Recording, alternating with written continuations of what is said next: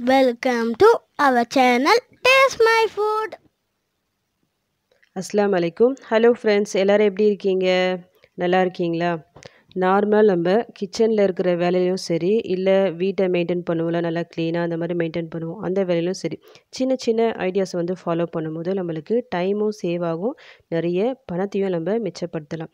அந்த வகையில் தான் இன்றைக்கி நம்ம சேனலில் எல்லாருக்கும் யூஸ்ஃபுல்லாக இருக்கிற மாதிரி நான் டிப்ஸை வந்து நான் ஷேர் பண்ணியிருக்கேன். இந்த டிப்ஸ் வந்து கண்டிப்பாக உங்கள் எல்லாருக்கும் ஒரு டிப்ஸும் ரொம்ப யூஸ்ஃபுல்லாக இருக்கும். ஸோ இந்த வீடியோ ஸ்கிப் பண்ணாமல் ஃபுல்லாக பாருங்கள்.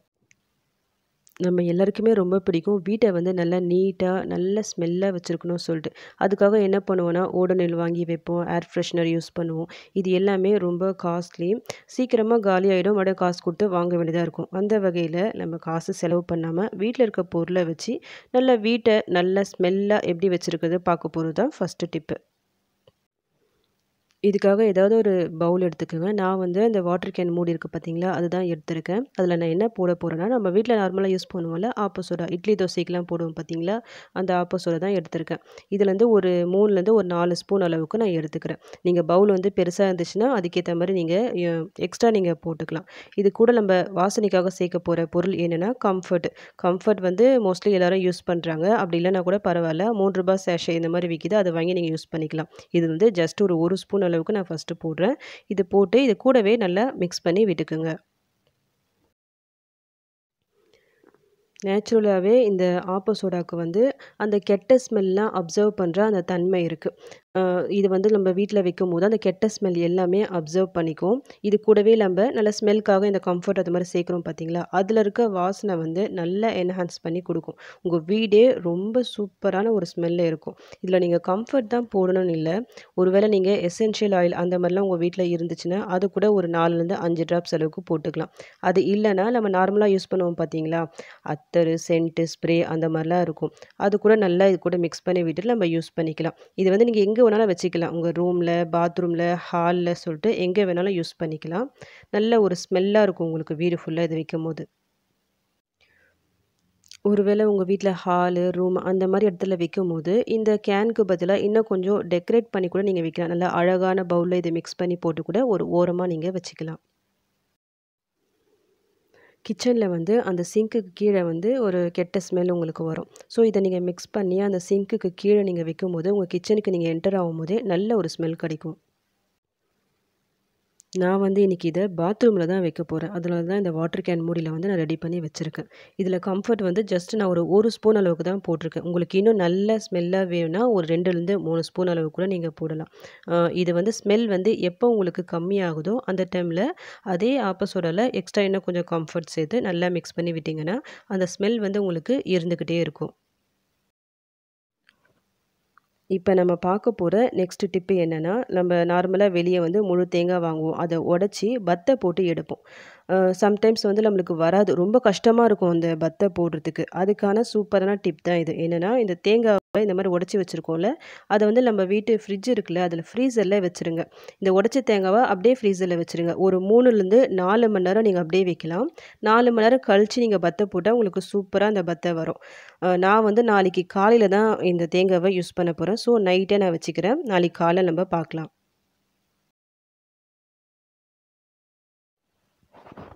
இப்போ மறுநாள் காலையில் நான் ஃப்ரீசர்லேருந்து எடுத்து வெளியே வச்சுட்டேன். வெளியே வச்சுட்டு இவ்வளோ நேரம் வைக்கணும்லாம் நீங்கள் அவசியம் இல்லை.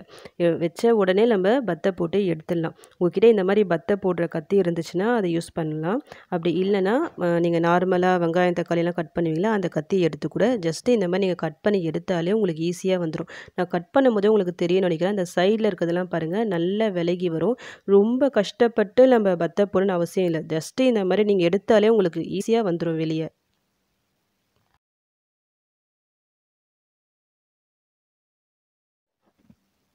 ஒருவேளை உங்களுக்கு தேங்காய் பத்த மாதிரி வேணாம், இந்த மாதிரி முழுசாக அப்படியே அந்த ஓடு இல்லாமல் தனியாக அந்த தேங்காய் கழண்டி வரும்னு நினச்சிங்கன்னா, இந்த மூடி இருக்குது பார்த்தீங்களா, அந்த தேங்காய் மூடி அதில் வந்து பின்னாடி பக்கமாக கத்தியால் நல்லா தட்டி விட்டுக்குங்க. லைட்டாக அந்த மாதிரி தட்டி விட்டுக்குங்க. தட்டி விட்டுட்டு கத்தியால் அந்த சைடில் வந்து இந்த மாதிரி எடுத்து விட்டு வாங்க. ரொம்ப கஷ்டப்பட்டு நீங்கள் எடுக்கணும்லாம் அவசியம் இல்லை. ஜஸ்ட் நீங்கள் இந்த மாதிரி எடுத்து விட்டே வரும்போது உங்களுக்கு ஈஸியாக அது நழுவி வந்துடும். அந்த ஓடு தனியாக தேங்காய் தனியாக வந்துடும். பாருங்கள், பார்க்கும்போதே உங்களுக்கு தெரியும்னு நினைக்கிறேன். எவ்வளோ சூப்பராக வந்துச்சு பாருங்கள்.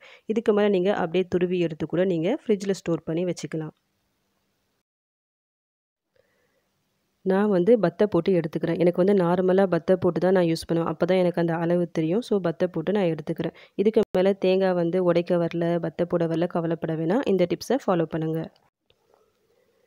இப்போ நெக்ஸ்ட் டிப் என்னன்னா, நம்ம நார்மலா காஃபி பவுடர் வந்து நல்லா கொஞ்சம் பெரிய பாக்கெட்டா வாங்குவோம். பெரிய பாக்கெட்டா வாங்கும்போது கொஞ்சம் காசு கம்மியாகும். அந்த மாரி வாங்குற டைம்ல நம்ம என்ன பண்ணுவோம்னா, இந்த மாரி பாட்டில்ல போட்டு ஸ்டோர் பண்ணி வைப்போம். அப்போ பேலன்ஸ் வந்து அந்த காஃபி தூள் வந்து அந்த பேக்கெட்லயே இருக்கும். அந்த மாரி வைக்கும்போது என்ன ஆகும்னா, சம்டைம்ஸ் அந்த காஃபி பவுடர் வந்து கட்டியாக சான்ஸ் இருக்கு.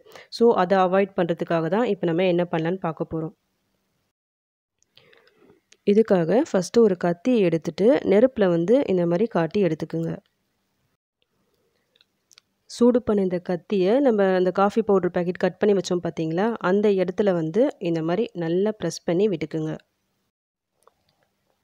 இந்த மாரி சூடான கத்தியால நம்ம கட் பண்ணி விட்ட இடத்துல வந்து இந்த மாரி அழுத்தி விடும்போது, அந்த கட் பண்ண அந்த இடம், அந்த கேப் இருக்கு பார்த்தீங்களா, உங்களுக்கு சீல் ஆயிடும். கத்திய பொறுத்தவரைக்கும் ரொம்ப ஓவரா சூடு பண்ணிடாதீங்க. லைட்டா சூடு பண்ணி இந்த மாரி நல்லா பிரஸ் பண்ணி விட்டுக்குங்க. உங்களுக்கு பார்க்கும்போதே தெரியும். நம்ம அந்த கட் பண்ண இடம் பாருங்க, நல்லா சீல் ஆயிட்டுருக்கு. நல்லா க்ளோஸா இருக்கு பாருங்க. இதுக்கு மேல நீங்க காஃபி பவுடர் ஃப்ரெஷ்ஷா எப்படி வாங்குனீங்களோ, அதே மாரி தான் இருக்கும். நம்ம ஜஸ்ட் அப்படியே வச்சுக்கலாம். காஃபி பாக்கெட்டுக்கு மட்டும் இல்ல. இந்த மாரி பாஸ்தா வந்து கொஞ்சம் எடுத்துட்டு நம்ம அப்படியே வச்சுருவோம். மிளகாய் தூள், தனியா தூள் அந்த மாரிலாம் பாக்கெட் யூஸ் பண்ணிட்டு அப்படியே வச்சுருவோம். அதுக்கு கூட நீங்க இத யூஸ் பண்ணிக்கலாம். சில வேளைகள்ல மதியானம் நம்ம சிக்கன் குழம்பு வைப்போம், மட்டன் குழம்பு வைப்போம். மதியானம் வச்சுட்டு கொஞ்சம் குழம்பு வந்து பேலன்ஸ் இருக்கும். இந்த பேலன்ஸ் ஆன இந்த குழம்புல சூப்பரான ஒரு டின்னரும் ரெடி பண்ணிடலாம். அதுதான் இப்ப நம்ம பார்க்க போற நெக்ஸ்ட் டிப். நான் வந்து சிக்கன் குழம்பு தான் வச்சிருந்தேன். இந்த குழம்ப வந்து வேற ஒரு பவுலுக்கு நான் ட்ரான்ஸ்ஃபர் பண்ணிக்கிறேன். ஸ்டவ் வந்து ஆன் பண்ணிட்டேன். இதில கொஞ்சமா தண்ணியும் சேர்த்துக்கிறேன். இதுக்கு எக்ஸ்ட்ரா கொஞ்சம் சால்ட் தேவைப்படுது. அதையும் போட்டு மிக்ஸ் பண்ணி விட்டுக்கிறேன். இந்த மாரி நல்லா கொதி வர டைம்ல நான் ஆல்ரெடி பாஸ்தா வந்து கொஞ்சம் நல்லா பாயில் பண்ணி வச்சிருக்கேன். இதில சேர்த்துக்கிட்டு நல்லா மிக்ஸ் பண்ணி விட போறேன். இந்த குழம்பு வந்து கொதிக்குது பார்த்தீங்களா, அது கூடவே நீங்க கொஞ்சமா தேங்காய் அரைச்சு கூட மிக்ஸ் பண்ணி விட்டுக்கலாம். ஒரு வேளை உங்களுக்கு காரம் இன்னும் நல்லா எக்ஸ்ட்ரா தேவைன்னா, மிளகாய் தூள் இருக்கு பார்த்தீங்களா, அது கூட மிக்ஸ் பண்ணி விட்டுக்கலாம். எனக்கு வந்து காரம் இந்த அளவுக்கு போதும். ஸோ நான் ஜஸ்ட் இதோட அப்படியே மிக்ஸ் பண்ணி விட்டுக்கிறேன். இந்த பாஸ்தா போட்டு மிக்ஸ் பண்ணிவிட்டு ஒரு 5லேருந்து 7 நிமிஷம் லோ ஃப்ளேமில வச்சுக்கிங்க. அதுக்கப்புறமா ஸ்டவ் ஆஃப் பண்ணிக்கலாம். நார்மலா நம்ம மசாலா பாஸ்தா செய்யணும்னா, தக்காளி, வெங்காயம் கட் பண்ணி சிக்கன், மட்டன்லாம் போட்டு செய்வோம். கொஞ்சம் டைம் வந்து எக்ஸ்ட்ரா எடுக்கும். இந்த மாரி மிச்சம் ஆன கறி குழம்பு நீங்க செஞ்சு பாருங்க. பாஸ்தாவோட டேஸ்ட் வந்து வேற லெவல்ல இருக்கும்.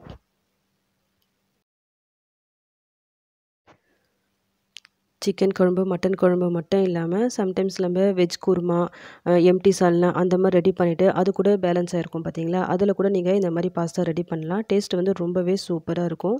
நம்மளுக்கு வேலையும் ரொம்ப குயிக்கா முடிஞ்சிரும். ஒரு தடவ இந்த மெத்தட்ல நீங்க ட்ரை பண்ணி பாருங்க.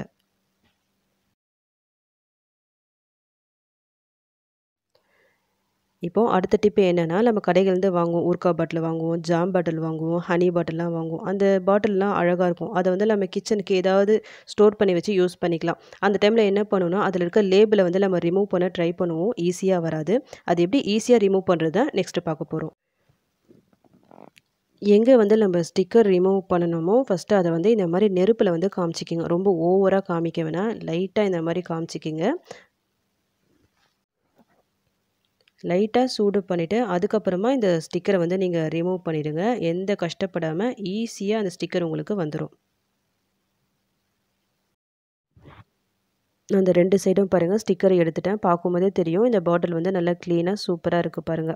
இதுக்கு மேல ஸ்டிக்கர் எடுக்கிறதா இருந்தா இந்த டிப்ப ஃபாலோ பண்ணுங்க.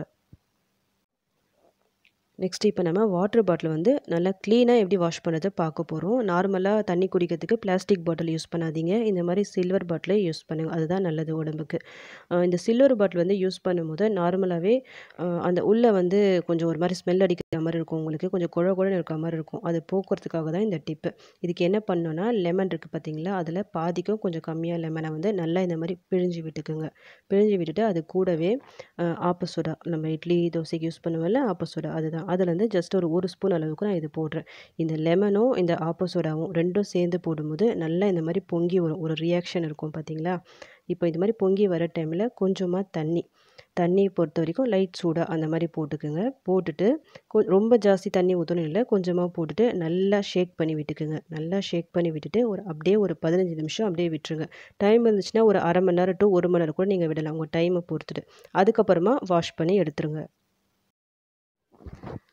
நான் ஒரு 1/2 மணி நேரம் நான் அப்படியே விட்டுட்டேன். அதுக்கப்புறமா வாஷ் பண்ணி எடுத்துட்டேன். பார்க்கும்போதே தெரியும் நல்லா ஷைனிங்கா சூப்பரா இருக்கு பாருங்க. உள்ளேருந்து நல்ல ஒரு வாசனையா வருது. இதில நம்ம லெமன் போட்டிருக்கோம்ல, அதனால வாசனையா நல்லாயிருக்கும் உங்களுக்கு. ஒரு 2 நாளைக்கு ஒரு தடவ, 3 நாளைக்கு ஒரு தடவ இந்த மாரி நல்லா வாஷ் பண்ணி எடுத்துக்கங்க. நல்லா ஹைஜீனிக்கா நல்லாயிருக்கும் உங்களுக்கு பாட்டில். இப்போ லாஸ்ட் டிப் என்ன பார்க்க போறோம்னா, நம்ம லெமன வந்து பாதி கட் பண்ணிட்டு, மிச்ச பாதிய வந்து ஃப்ரிட்ஜில வைப்போம். அந்த மாரி வைக்கும்போது, இந்த மாரி அந்த லெமன் நல்லா காஞ்சு போய் ட்ரை ஆயிடும் உங்களுக்கு. அவ்வளவா யூஸ் பண்ண முடியாது. அத எப்படி ஃப்ரெஷ்ஷா நம்ம யூஸ் பண்ணலாம். அதுதான் இன்னைக்கு நம்ம பார்க்க போறோம். நம்ம கட் பண்ணி வச்சிருக்கோம்ல, அந்த லெமனோட இன்னொரு பாதி அத வந்து ஃபுல்லா இந்த மாரி அந்த லெமன வந்து க்ளோஸ் பண்ணி விட்டுக்குங்க. இந்த மாரி டூத் பிக் எல்லா வீட்லயும் இருக்கும். அந்த டூத் பிக்க வச்சு, அதாவது பல் குத்துற அந்த குச்சி இருக்கு பார்த்தீங்களா, அத வச்சு உள்ள இந்த மாரி நல்லா இன்சர்ட் பண்ணி விட்டுக்குங்க. ஃபுல்லா விட்டுக்குங்க. அப்போ அந்த சைடு எல்லாமே உங்களுக்கு இந்த லெமன ஃபுல்லா கவர் பண்ணிடும். இந்த மாரி கவர் பண்ணிட்டு நீங்க ஃப்ரிட்ஜில வச்சு பாருங்க.